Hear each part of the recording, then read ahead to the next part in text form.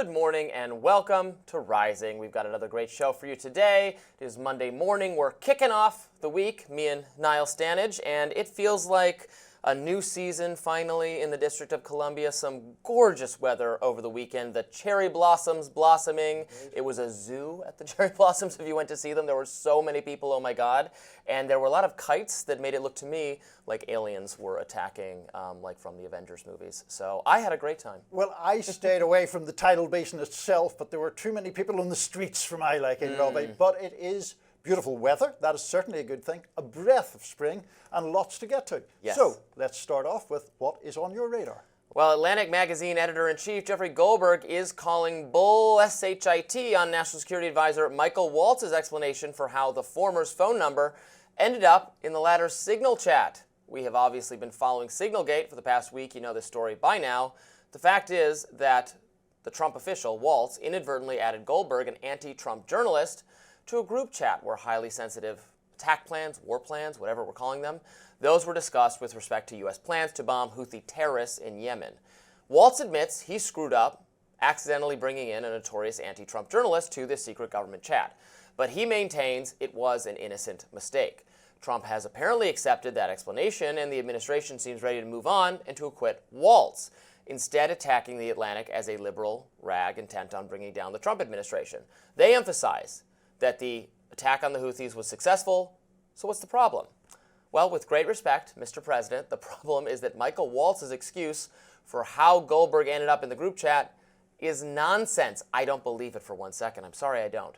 I say this with love, with affection, with a desire for the foreign policy articulated by Vice President J.D. Vance. One of a restraint of America first. I want that to succeed.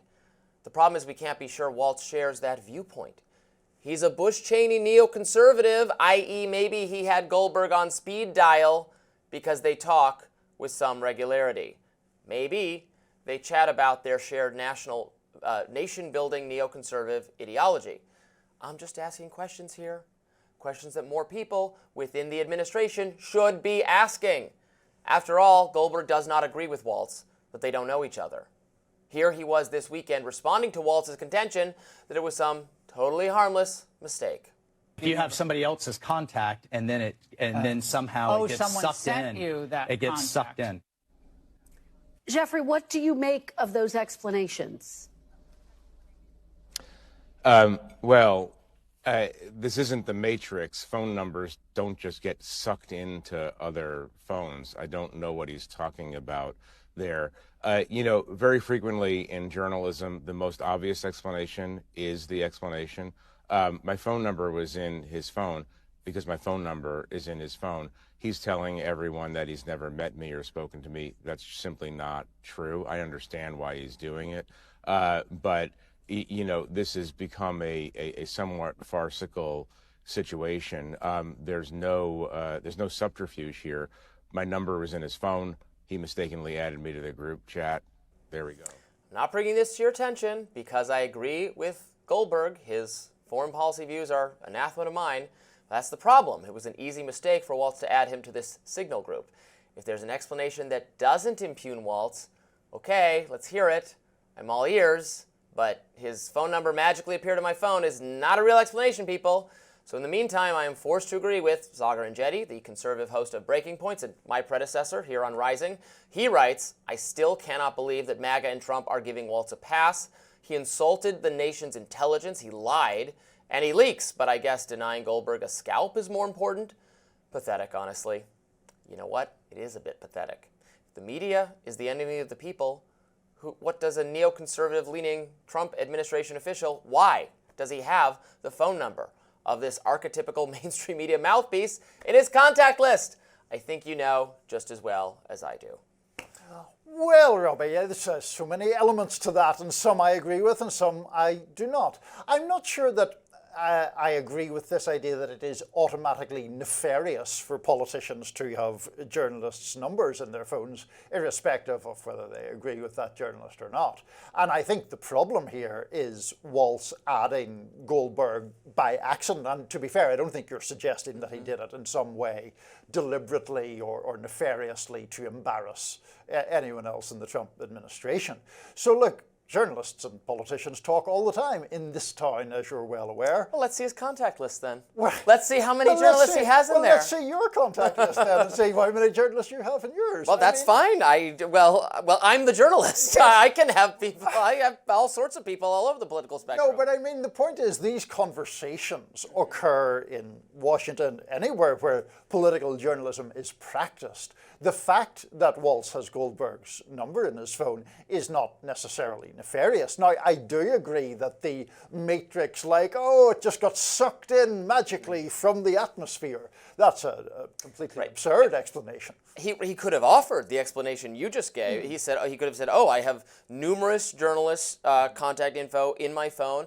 In both the here's all the Fox News people whose contact I have, here's all the CNN people, here's all the Washington Post people, yes. People all over the place, because I think it's important to remain in contact with these media figures to disseminate the view of the conservative administration. He could have certainly said that. That would be a much better explanation than, I've never talked to this person before, I have no idea how their phone number is in my phone, because that's a lie. Well, it's a lie.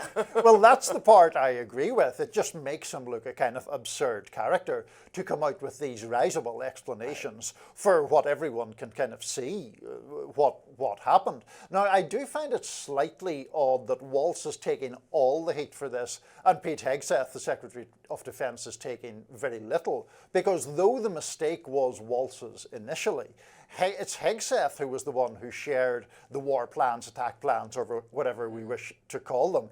If you're going to share that information, I don't know, I think maybe you should look through the group chat and make sure you know who is on it before you do all of that. There have subsequently been other stories about Pete Hegseth. The Wall Street Journal, I think it was, reporting that he had brought his wife, Jennifer Hegseth, to meetings with foreign officials, and that is certainly unorthodox. Maybe she has some lower-level security clearance, but that's not apparent.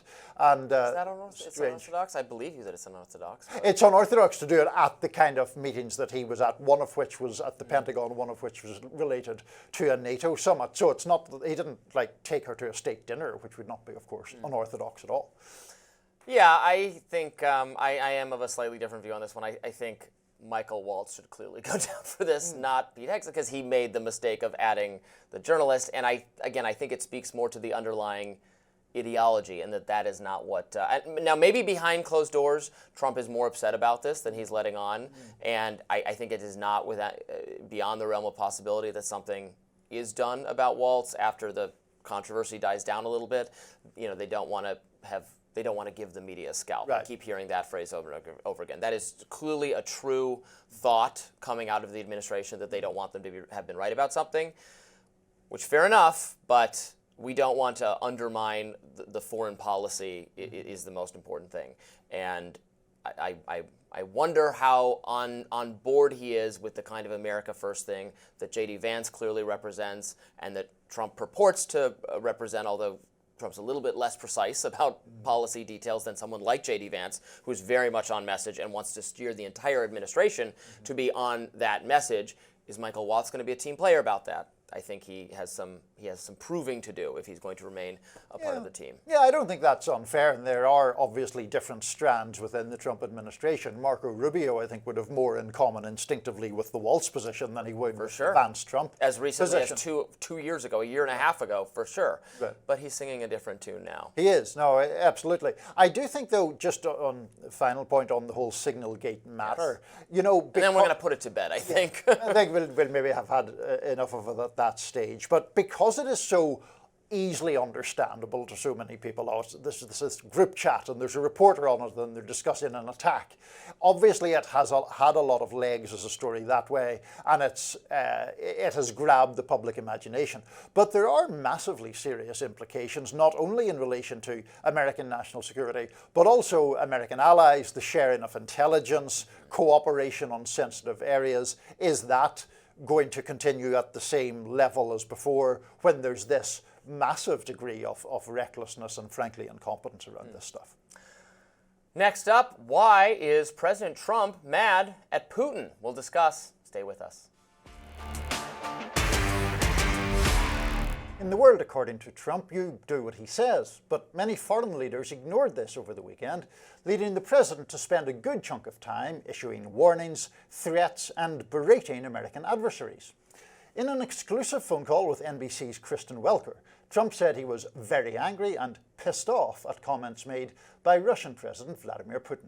Now, Putin had called for a transitional administration in Ukraine, which in effect would mean pushing out current President Volodymyr Zelensky.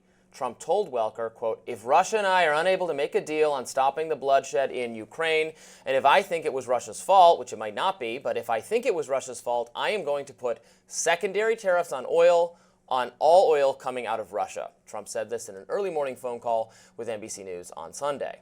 By secondary tariffs, Trump apparently means that whoever buys oil from Russia, quote, "you can't do business in the United States."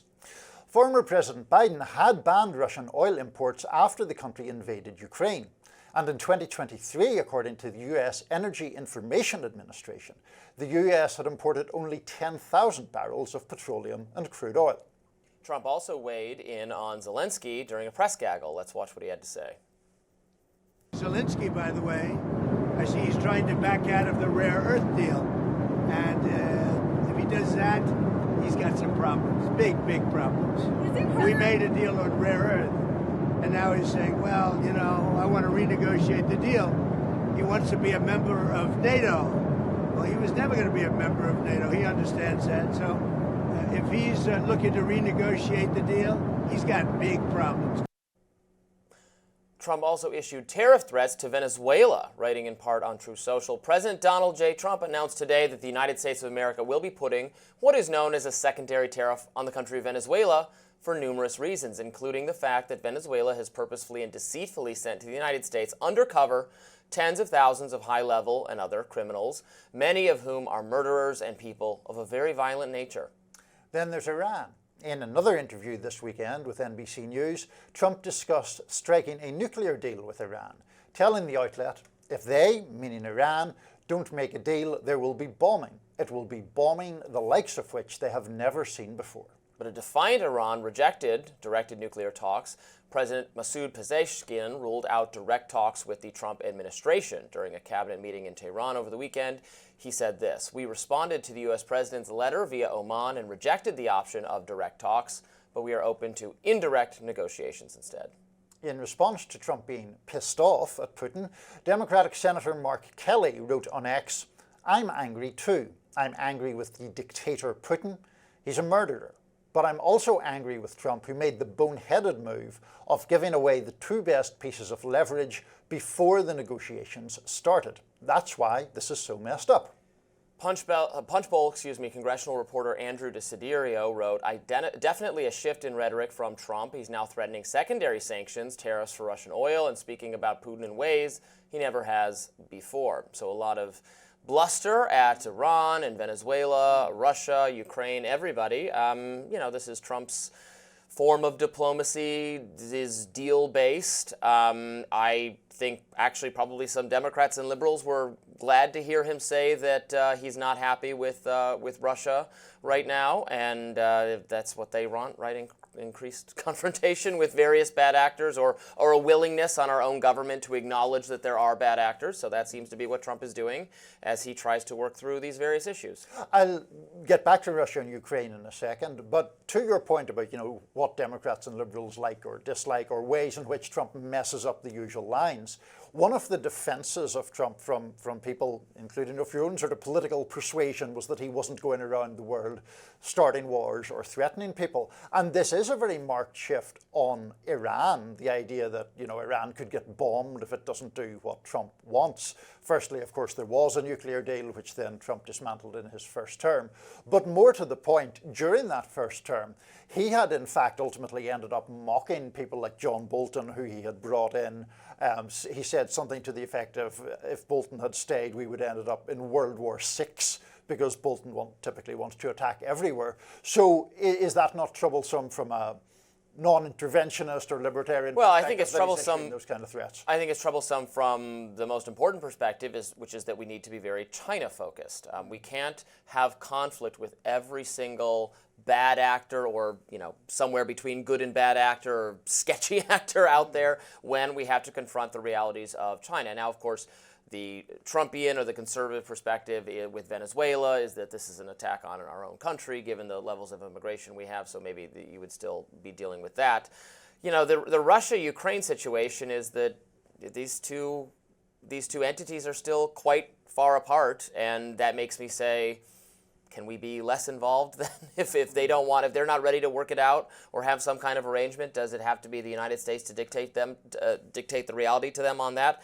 Can't that just be Europe's responsibility? Well, I mean, if it is ultimately left to the warring parties, Russia is presumably going to win, right? It's a much larger country, and Ukraine is dependent upon foreign aid to stave off that invasion. Now, if you hew to that position, which I think you do, then I think you also have to say, well, okay, are we okay then with saying that Russia can invade a sovereign neighbor and get away with it and take that territory? I think that is not a signal that I think is prudent to send, and I think that's where we differ on that. I don't want to see even more tariffs initiated. Secondary tariffs now would be targeting countries that receive Russian energy exports. And now, of course, I have long said that the European leadership's position that Russia is so evil and contemptible and must be resisted and fought at all costs is not quite in line with their own addiction to Russian energy production. So maybe that would be fine. But we're going to get to a place where there are going to be very negative economic impacts on all of this. I don't think tariffs are a good thing. I don't think secondary tariffs are a good thing. So we need to start addressing some of these problems in mutually beneficial ways so we don't wreck our own economy. But where I run into difficulties with that argument, and obviously this topic has surfaced a number of times in our conversations, is don't you acknowledge that there are serious negative repercussions if Russia ends up the de facto victor in having invaded a neighbor? Yes, but there might not be anything, there's something we could do to prevent it. We could have an actual military confrontation with Russia. So the question is, can that be prevented at a cost that is acceptable to U.S. interests? I think that's the question. And my answer to that is possibly not, or even probably not.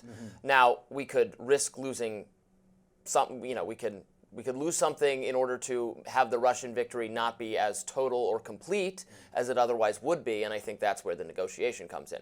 Yes, I've said this before, if I could wave a magic wand and have Russia return to, have the borders go back to where they were before Russia invaded, I would do that. If I could wave a magic wand and have Vladimir Putin no longer be the leader of Russia, I would do that. I would do that for the leaders of Iran and Venezuela and China as well. But we live in reality. And in reality, we have to decide what can we reasonably do that will not put us, our people, at greater risk or be some cost or be destabilizing elsewhere. What can we do in reality? And that's where I'm not persuaded that there's much else to do, but be part of the negotiations if they're willing to take place, so that clearly Ukraine is going to have lost something, and that's going to be the situation, right? Because even the peace talks from the more reasonable democratic perspective, right, are not that Ukraine's getting back the territory. 100% of it. No, but it is, to your point about negotiations, and the point that Mark Kelly made in the tweet that we read, is the idea that even if you say, well, there has to be a negotiated settlement, by ruling out Ukrainian NATO membership and by saying that the United States will provide no security guarantees for Ukraine, Trump has effectively taken two of the major cards that we would hold off the table. Well, it sounds like his perspective is that if even that is not good enough for Vladimir Putin, then he's going to tear up the deal, right? That is not okay then. Right. Well, we shall see. We shall see if he follows through on that threat. Up next on Rising, Trump's latest comments are sending shockwaves throughout the political world. Stay tuned. President Trump is striking fear into the hearts of liberals everywhere by not explicitly ruling out him seeking a third term in office. NBC interviewed Trump over the phone this weekend. The outlet writes, when asked whether he wanted another term, the president responded, "I like working." "I'm not joking," Trump said when asked to clarify, "but it's far too early to think about it." And here's Trump on Air Force One commenting on the matter. I don't want to talk about a third term now because no matter how you look at it, We got a long time to go. We have a long time. You know, we have almost 4 years to go. And that's a long time. But despite that, so many people are saying, you've got to run again. They love the job we're doing. Most importantly, they love the job we're doing. Of course, the 22nd Amendment of the Constitution is pretty clear. No person shall be elected to the office of the President more than twice. Trump, however, did not rule out a hypothetical method where the current vice president runs for office and then hands the baton off to Trump. Now, perhaps in that case, Trump technically wouldn't be elected, which some say then would not be violating the 22nd Amendment specifically. Trump did say there were other methods too. He was unclear on those specifics.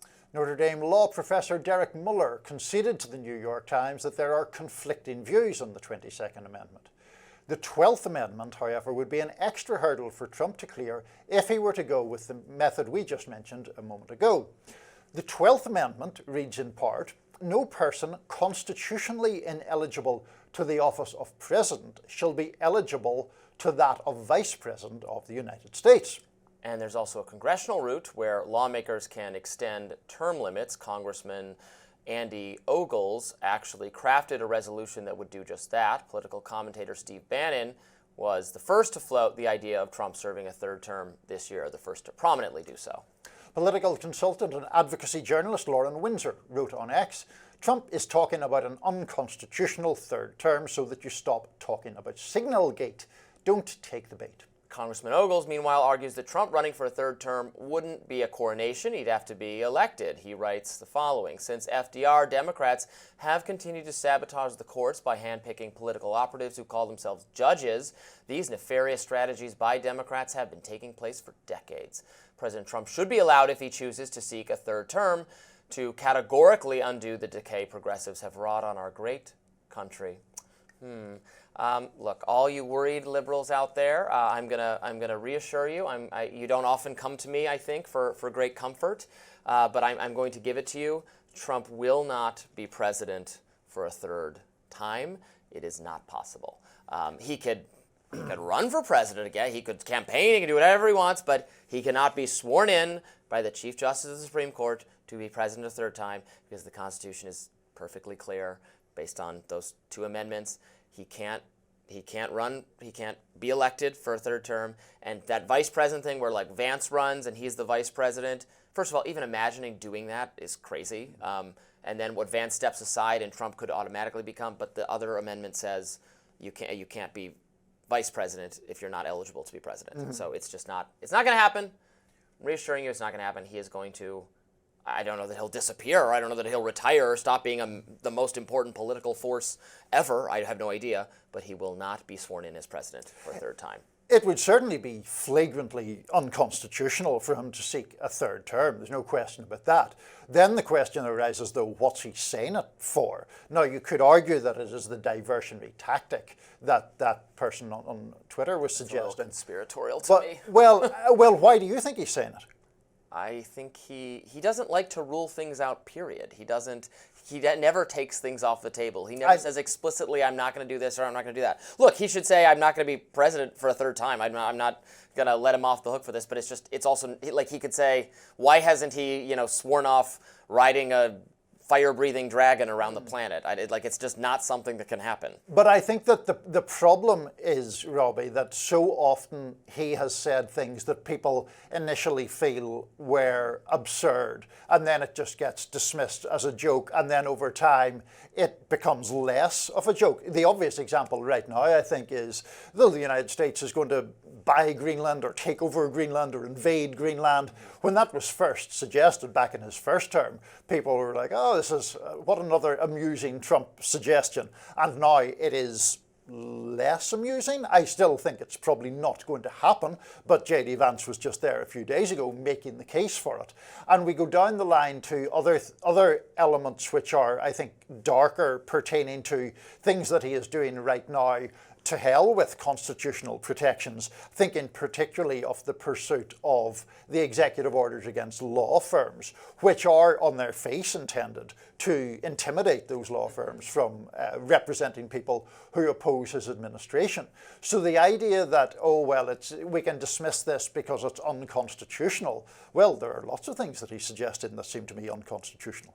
Well, then again, he can do whatever, and then someone can file a legal action against him, and then the courts would ultimately decide.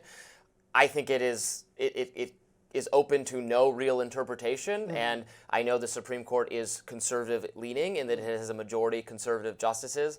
I cannot imagine or picture them saying that a third term is okay based on the very plain, obvious, and direct meaning of the Constitution. And again, I know they're Republican leaning, but they do demonstrate more independence than other. Yes, if it was up to Congress and Republicans controlled Congress, then yes, he would be perfectly serving a third term. It's up to the Supreme Court, and they rule against Republican interests. Not as much as liberals want them to, but it does happen. I basically agree with you on the Supreme Court because it is so clear-cut. The language, and we read it out in the introduction there, leaves almost no room for ambiguity. But then I think you have people like Congressman Ogles there in the quotes that we also read, saying, oh, he should go ahead. Bannon, who sometimes is a sort of a troll, honestly, he enjoys trolling liberals, and other times, he was chief strategist, I think was the official title during Trump's campaign.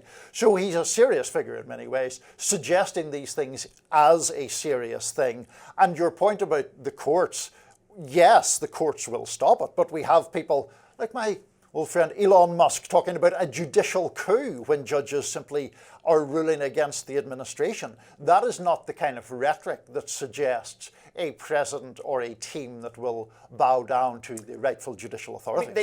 They can't. There is a method for amending the Constitution. I can't imagine that happening, but they could get a number. What it's 2/3 of states, three-quarters of states, 38 states to accomplish that. That is unimaginable that would actually take place, but you could do that route.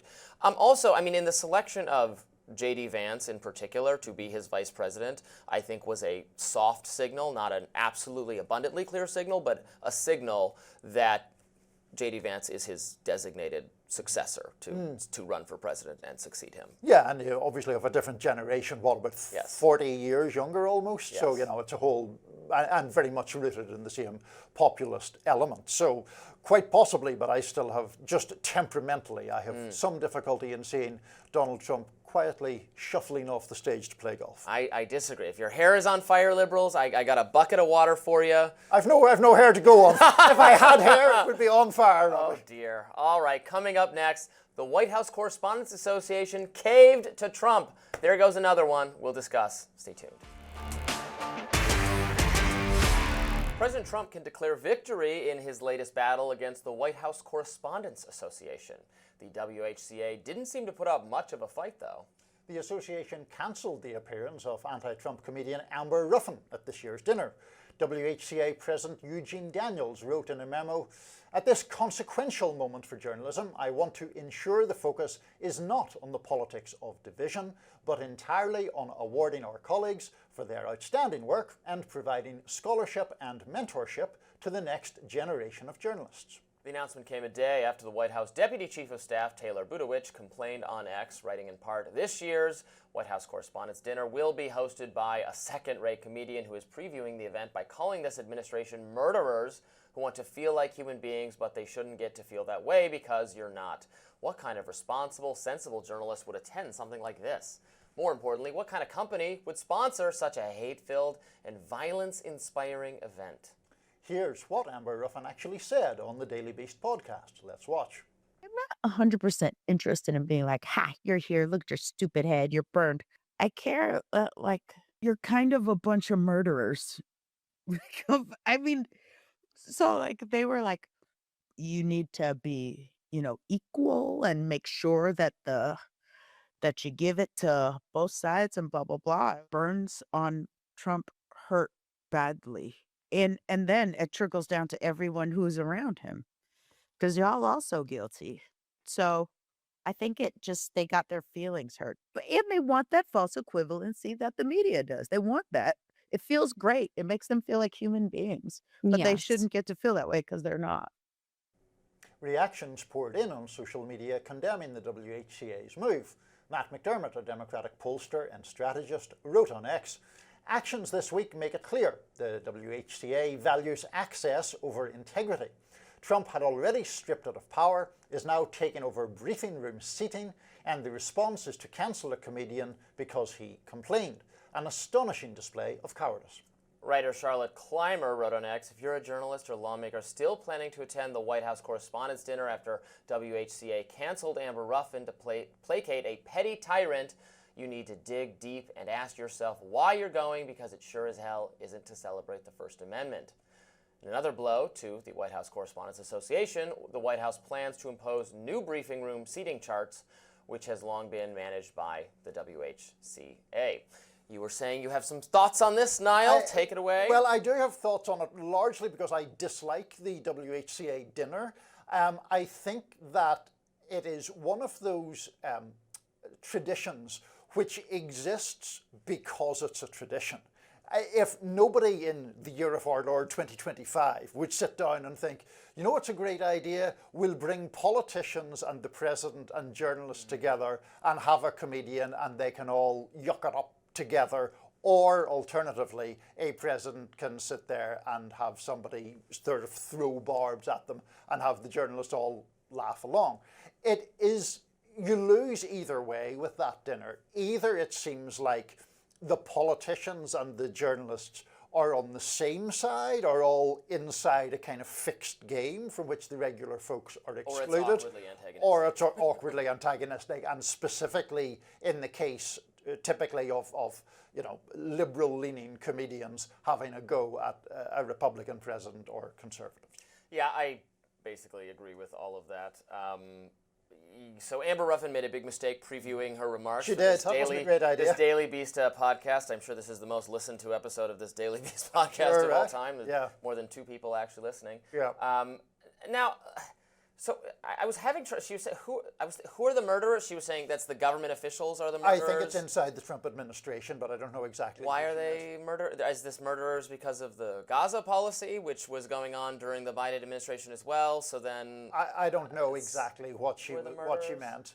They're not human beings. I mean, that was some pretty harsh rhetoric. It was. And again, I think that's fine, although it doesn't really make sense for a jovial dinner with them all. But yes, you should insult our political leaders. That's fine. She was saying, like, she was told that she should hit both sides a little bit, and I agree with that, especially if you're making a "they're murderers" critique of the government. Well, that applies under Democratic administrations as well, if that's what you're saying. If she meant Gaza, yes. I mean, her argument was, I think, a bit broader in the terms of hitting both sides. She was suggesting that there's a false equivalency. She obviously, as many liberals and I have, a belief that the Trump administration is not comparable to the Biden administration in many of the things that it does, and that those things pose greater risks for American democracy. That is completely fine for Amber Ruffin to say in wherever she wishes and in her stand-up performances and all the rest of it. There is obviously a question for the White House Correspondents Association if those kind of remarks and those kind of jokes are appropriate to that dinner at this time. They have concluded no. I don't know that I see that as cowardice. I see it as lots of people distrust the media, and probably having lots of the media laughing along if someone's going to call the Trump administration murderers probably doesn't help in that project.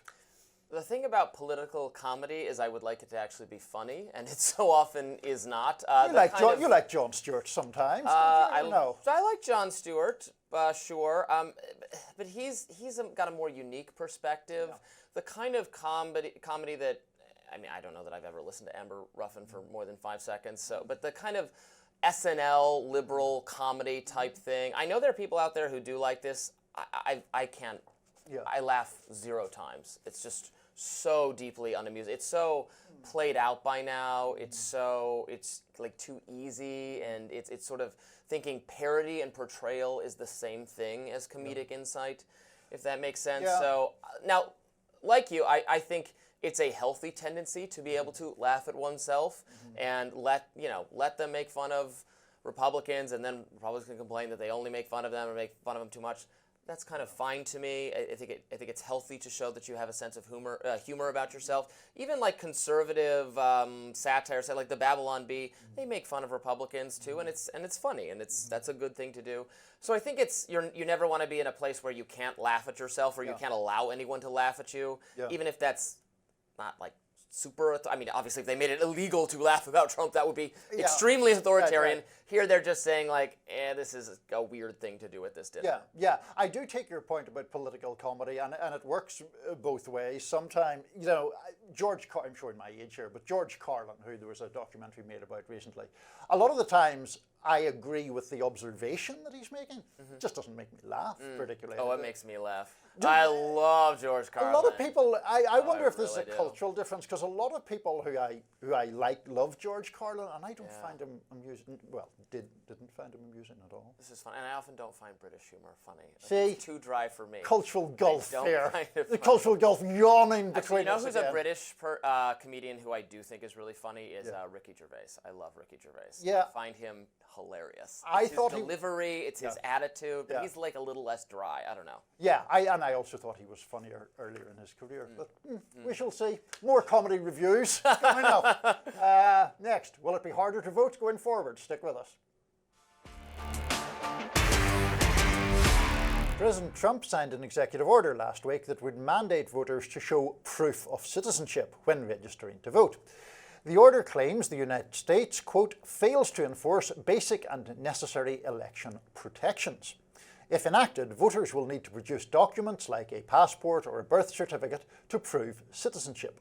Critics of the directive say it will add another hurdle to voting, blocking millions from registering because not everyone has the proper documentation.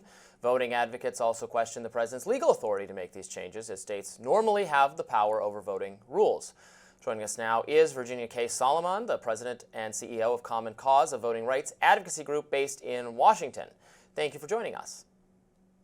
Thank you for having me.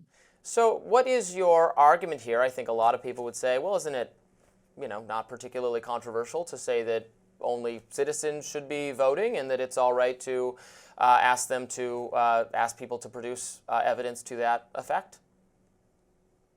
Yeah, I mean, I think at face value, it sounds really simple, right? I think the issue that we see with this is that it creates more hurdles and barriers to voting for far too many people. It's already illegal to vote if you're not a citizen. That's the first and foremost. And it's not like we've seen that this has been a massive issue. There have been claims that have been unsubstantiated by people on the far right, including Donald Trump and this administration. But what it does is, by having this evidentiary proof of citizenship, well, it disenfranchises a lot of people. And I'll give an example. There are 69 million women in this country, including myself, who have changed their last name because of their marriage.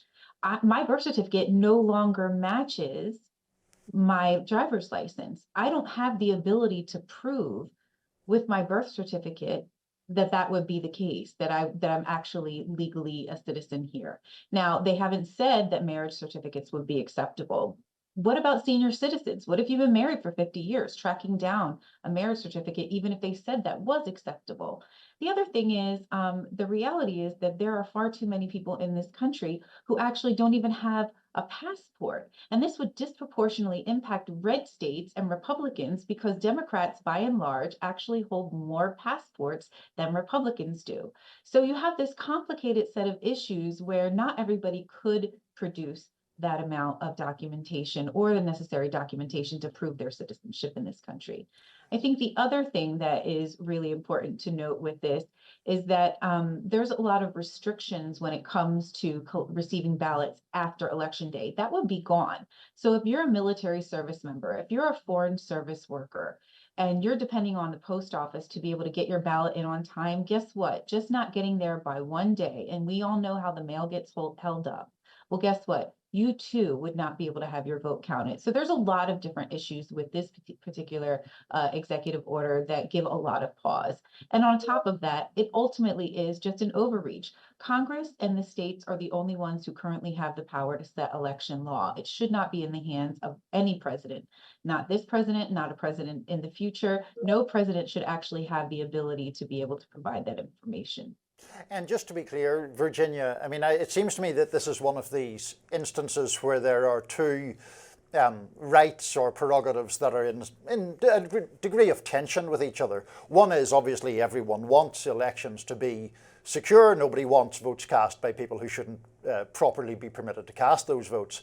And on the other hand, no one wants people who should be entitled to vote to be disenfranchised. And there was a legal battle about this, as you remember, in Virginia last year, where the suggestion was that people were being thrown off the voter rolls with insufficient time to prove that that was the wrong decision and prove that they were entitled to vote. So your position, as I understand it is more dangerous, or it is disproportionate to have this danger of disenfranchisement. And that is out of whack or out of scale with the actual issue, the problematic issue of people, a small number of people casting ballots that they shouldn't be entitled to do. Absolutely. I mean, 153 million people voted in the last presidential election, just to give you an example. If 69 million people, women in this country who are married women, didn't have the ability to get that documentary proof of citizenship in place, that's disenfranchising almost half of the people who voted. And not to say that it would impact every one of those individuals, but it would just create this extra hurdle and barrier that was unnecessary. If you have people who are scrambling to try and prove who they are for a variety of reasons, for example, if you're a rural voter, if you're a senior citizen, all of these are issues, not to mention the fact that if you're somebody who was born overseas to American parents, the additional hoops and barriers that you would have to go through just to be able to prove that, it just impacts far too many people and would do too much harm. It impacts a lot of people, certainly. Yeah, the argument is a little bit like, yes, they could make it somewhat more difficult to go through a process of obtaining a voter registration card, and then that would result in certain people not voting. I guess I always say to conservatives that it's not even clear that this is, if we're just talking in narrow tactical political terms, going to be beneficial to them. Increasingly, as you noted, conservative voters are becoming more of the just if all eligible voters voted, I think that would have benefited Trump, is some data I saw on that last week, whereas highly motivated, very intelligent, very show up even for off season elections are increasingly the very dedicated Democratic or anti-Trump leaning people. So I think all of that makes sense on like a tactical argument, why maybe focusing on registration issues is not good for not good for the conservative movement. But they might also just say, look, it's a privilege to be able to vote, and if it's harder to get that verified, if you got to jump through more steps, that's okay by me. I'm saying this is what a person on the right might say, and how would you respond to that argument? Yeah, I would argue first by saying it's not a privilege. It's actually a constitutional right that is afforded to all of us in this country as long as you meet the qualifications. And so it's something that we all should be looking at as a right in this country. As long as you meet all of the guidelines that are set forth in your state, as long as you meet all of the requirements, you should be able to. And proving citizenship when you've already been born in this country, especially for people who have been voting for a long time already, especially for senior citizens and other people who it would become way, way harder for, why would you intentionally create those barriers? But I think the other thing with this executive order, and this is the part that I think especially people on the right who say, well, this is good, this is important. I think what we also want to remember is that states have the rights to set election law in their states as much as Congress does. And this would give Elon Musk, Doge, and Department of Homeland Security the ability to go into private state voter rolls. And the reality is that we should not have anybody going to state voter databases. That is a privacy issue. And I think that that's something that everybody should take really seriously. Why should somebody from the federal government be able to come in, look at state voting data, and determine whether or not they think somebody should or could have been eligible to vote? It reeks of overreach in a million different ways. But I think the one that a lot of people should also be paying attention to, not is just that documentary proof of citizenship, but it's the impact on your privacy and going into your very personal data. And I think that that is wrong. Nobody should be looking at how people voted. Virginia, just one other point which you've already alluded to, but in relation to these new provisions or orders as far as voting by mail is concerned, to summarize it, the Trump position is that mail-in votes that have been postmarked before Election Day would not be accepted if they arrive after Election Day. And one of the pushbacks against that is that there are obviously a number of states that overwhelmingly vote by mail, Washington State, I think Oregon. But if the Trump order went into effect, it would have the consequence of bringing Election Day essentially forward for those states, because you would have to send in your mail-in ballot some days before Election Day, right? Yeah, I mean, but it's almost like, and who can control the mail? We've seen, I mean, I will just say personally, I got a Christmas card in February this year that somebody had sent out to me. We know the mail doesn't always show up on time, and there is no opportunity for people to be able to cure those ballots if it's gone by a day, if the mail is slowed down, if there is some kind of a natural disaster. We know that we go right into hurricane season in the South, for example, and in Florida and states like Texas and other places, Louisiana, where the mail can be impacted. And so there's just far too many concerns when people are doing exactly what they're supposed to do. They're getting their ballot in on time. And if it's still not received, there should be a period of time after Election Day where people have the ability to make sure that their voice is still heard, because they don't get to control the mail. They only get to control when they put their ballot in. Thank you so much for joining us. We really appreciate it. Thank you.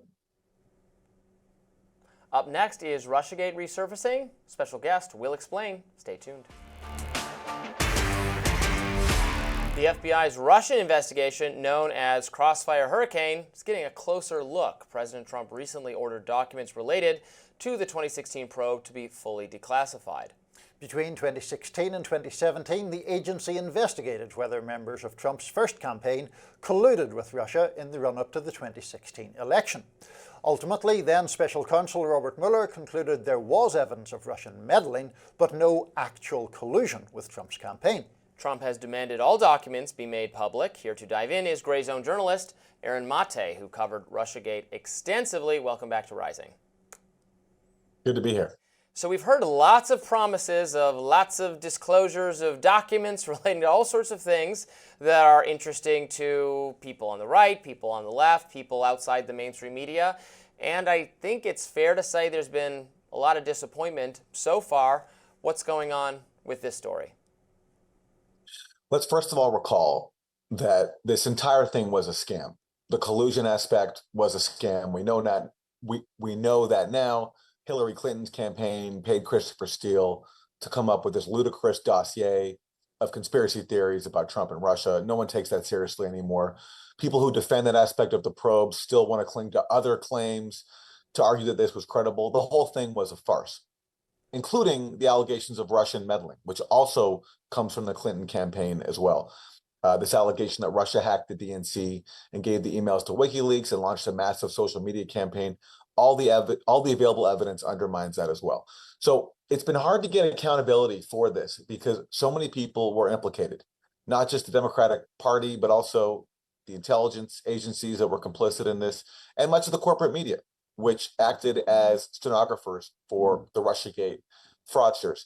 And even Trump, in his first term, when he tried to declassify some documents, got heavy pushback from members of his own administration, people like William Barr, because they also did not want to embarrass their colleagues inside the intelligence community. So getting sunlight on this scandal has been very, very difficult.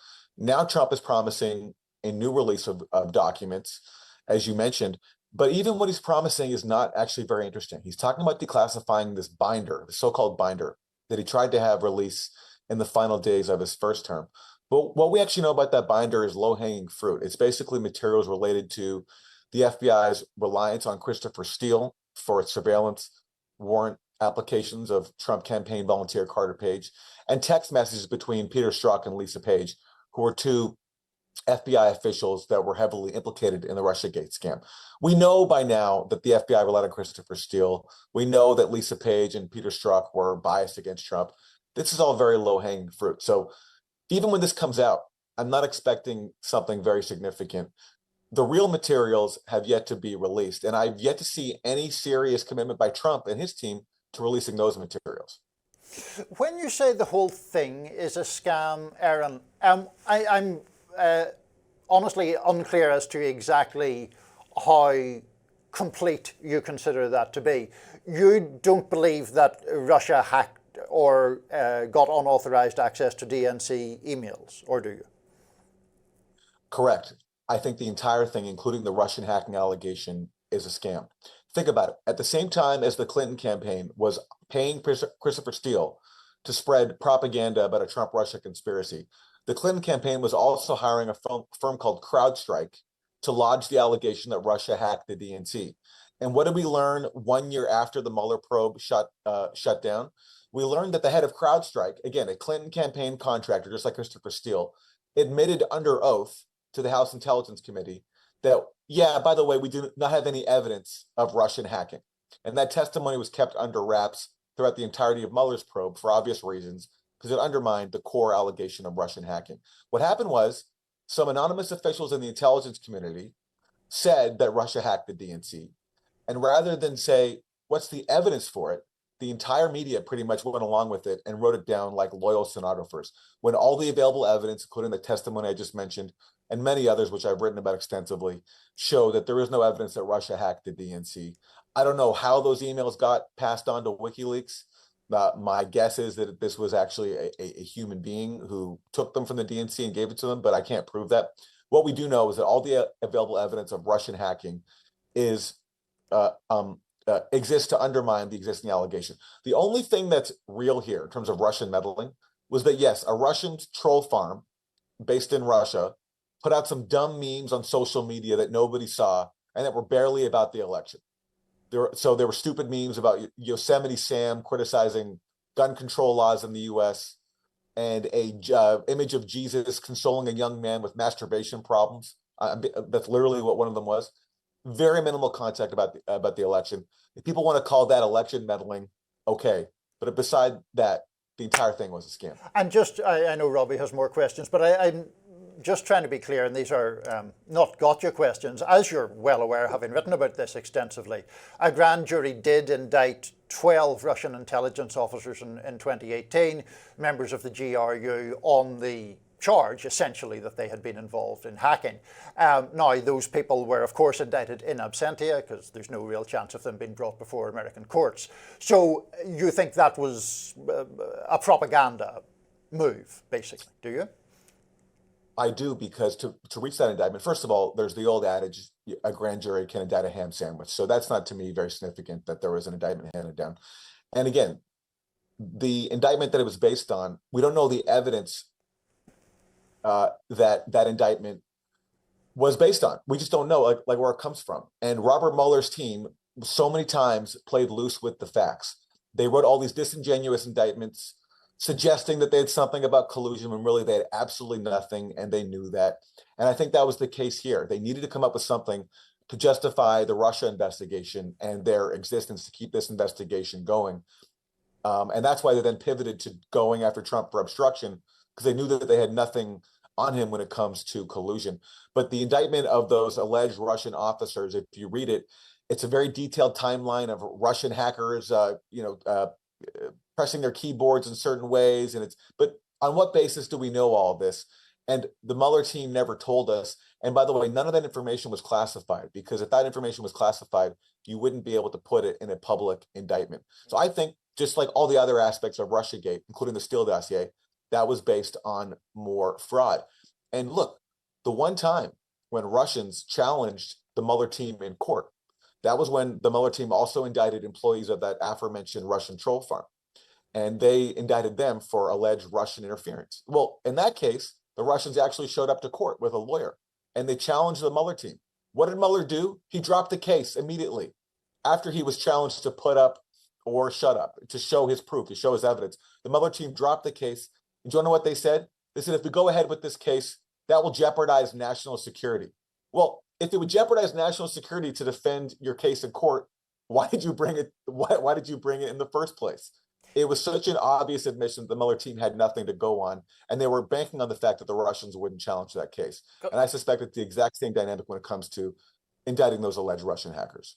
Going back to the issue of more disclosures, one would think the Trump administration would be highly motivated to disclose more details of this case, especially as the consensus on what happened, even if the consensus isn't all the way in the direction you're articulating, has shifted even within mainstream media to say that there was a lot of false notions advanced on this, on how much coordination there was between Trump and Russia, and claims not holding up, including about the influence on social media looking much less important or weighty than the mainstream media made it out to be in the first place. All that being said, it would seem like the Trump administration would really want to disclose how they were unfairly targeted by various investigators, various narratives. So what are you looking? What would you like to see that would help you make the case even more effectively that you're making here today? I have two suggestions. In 2017, the House Intelligence Committee, when it was led by Devin Nunes, wrote a report scrutinizing this key document that came out in January 2017, days before Trump took office.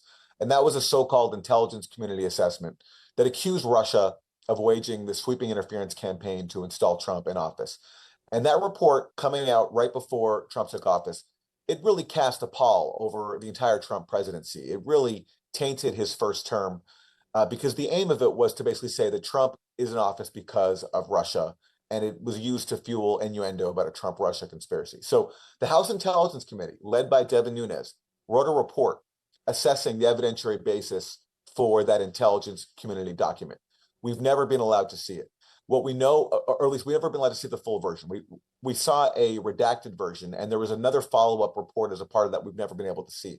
It's been kept under lock and key in the basement of the CIA, literally inside a safe, because it's deemed to be so explosive. Trump wanted to release it at the end of his first term, but again, people like William Barr intervened to stop it because William Barr did not want to embarrass the intelligence community because it was such a farce that the intelligence community put its name on a product that was the result of fraud. And so I'd love to see that document released.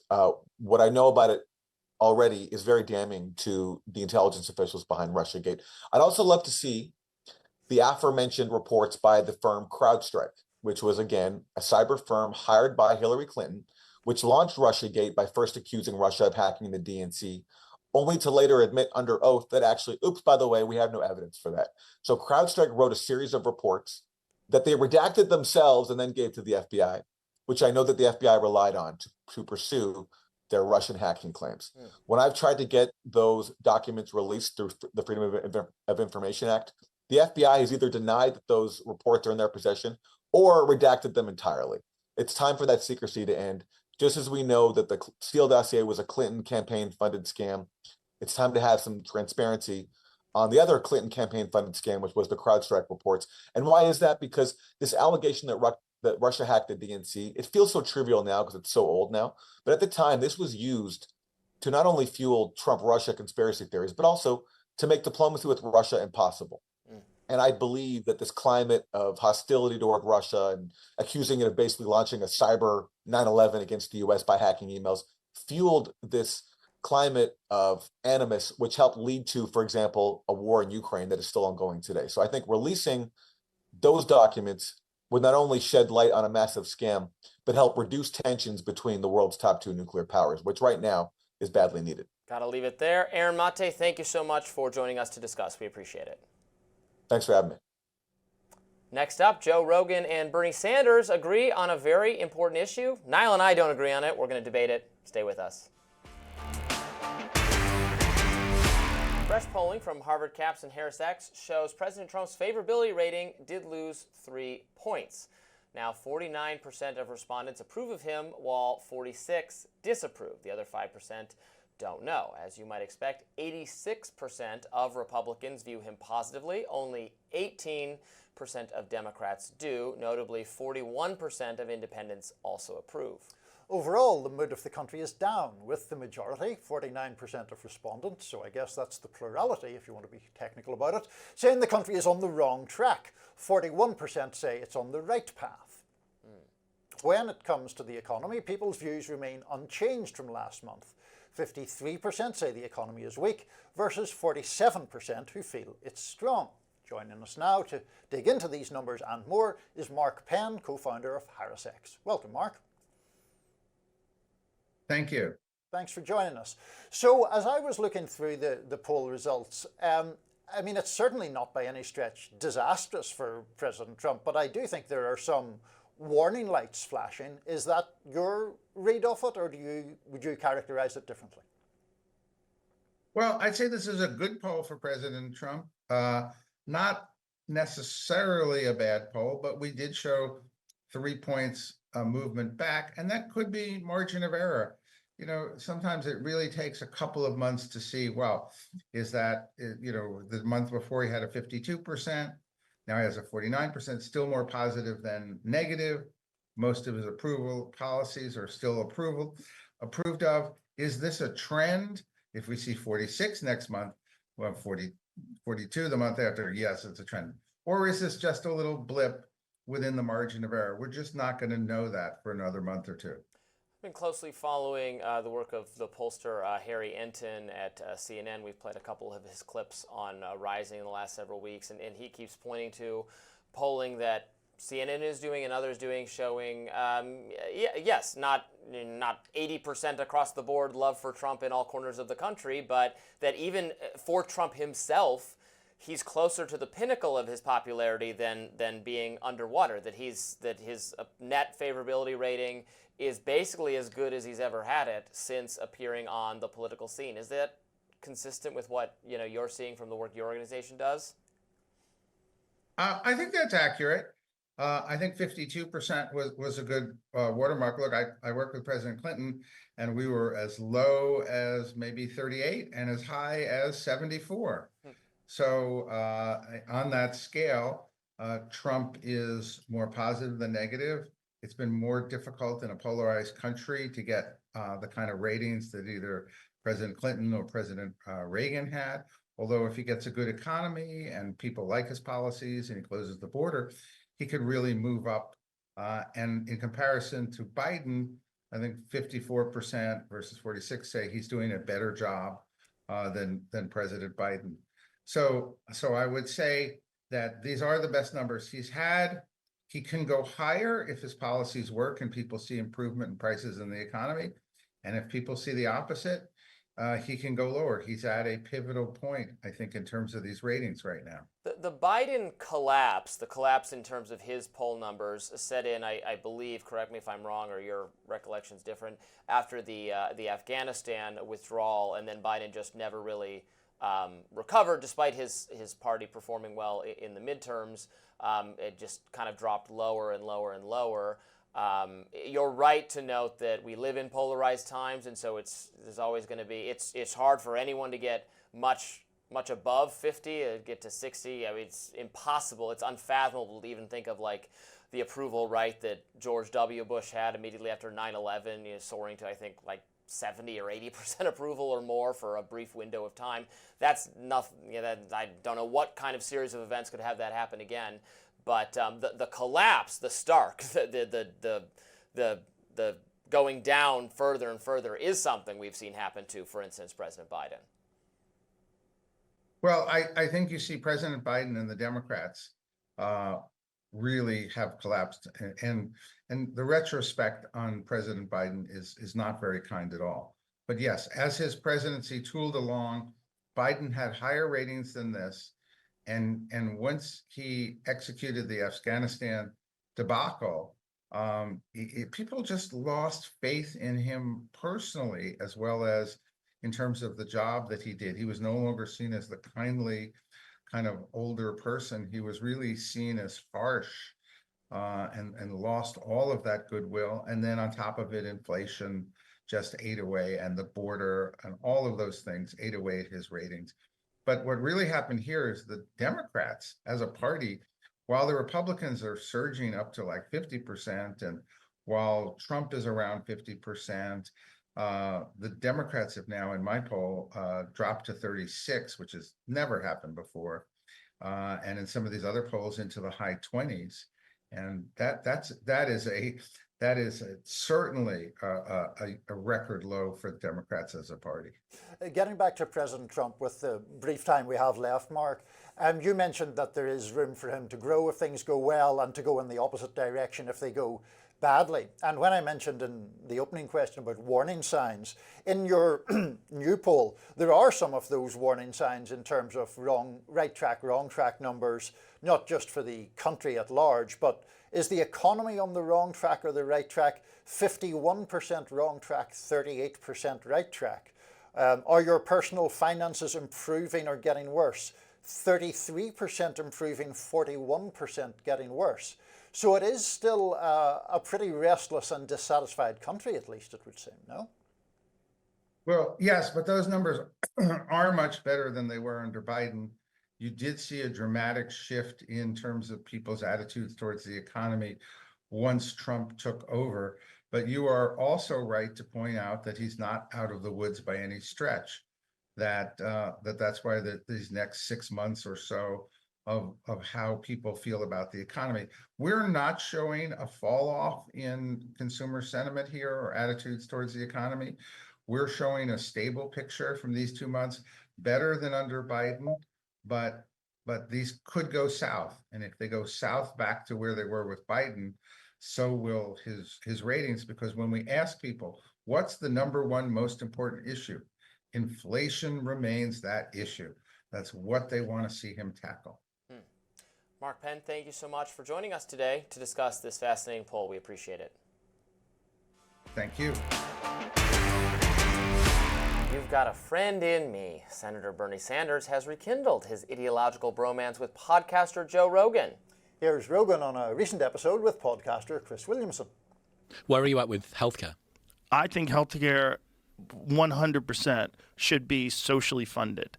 I think that Medicare and Medicaid, having programs where people who are hurt can get an operation and it's not going to bankrupt them for the rest of their life, is another thing that I think society should be. It should be a part of our agreement to take care of each other as a community, that we chip in money for what people would think of as socialist positions. And I always bring up the fire department because the fire department is one of the best examples that everybody sort of agrees.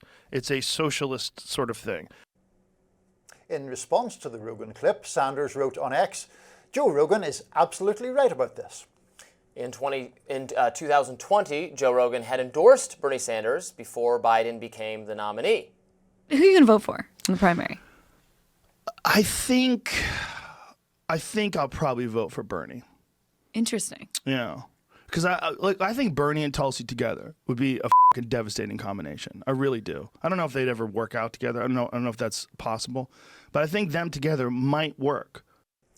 A Joe Rogan segment that I can celebrate, Robby. Mr. Rogan on the right side of a big issue. Yeah. Universal health care and its moral and political import and value. Well, I don't want to burst your bubble entirely because I enjoy your happiness is pleasing to me, but I don't know that he was quite. Look, he was putting it in the most the least controversial means possible, saying yes, most people agree that I guess even heartless libertarian Robby that there can be some social provision for people who are not well off, that there will be some kind of welfare and protection and as a society providing for people in their time of need. That's, yes, pretty non-controversial. Now, whether that takes the form of a massive government-run health insurance or help providing thing, or what form it takes is then up for discussing the policy details. But yes, most people think that if you get in like a catastrophic car accident on the street and that they want you to be taken care of even if you don't have the money for it. Now, that's why you pay into an insurance system, right? And the whole Obamacare fight is whether you have to be you be forced. Can the government compel you to have health insurance if you don't want to have health insurance for whatever reason? And I would have said morally and philosophically, no, the government can't make you buy something you don't want to buy. But the Supreme Court said that they can, legally that they can. It's a form of taxation. So here we are. I don't really, again, object to government providing some measure of protection for people who are not well off. I had a lot of arguments with Marianne Williamson, who has been in this chair a couple days last week and the week before, and she ends up radicalizing me more against this system than I was before because of the tremendous provision that must be taken for older Americans in terms of their increased in advanced and extreme medical costs. And I keep making the point that, I mean, if your standpoint is the government is going to provide for people's medical expenses in all cases, no matter what, well, then we'll end up having to ration medical care because there's just a finite amount of medical care that we can provide because there's a finite number of doctors, finite number of hospitals, finite number of beds in hospitals. So then you do end up with some kind of government commission that says, okay, yeah, you can't, we will pay for that, we will, or this is the order in which people get it. And then you get a kind of Canadian system where people wait, they complain about waiting too long. Yes, it's all paid for, but you wait forever, even for, we hear anecdotally, and it's more than anecdotal, but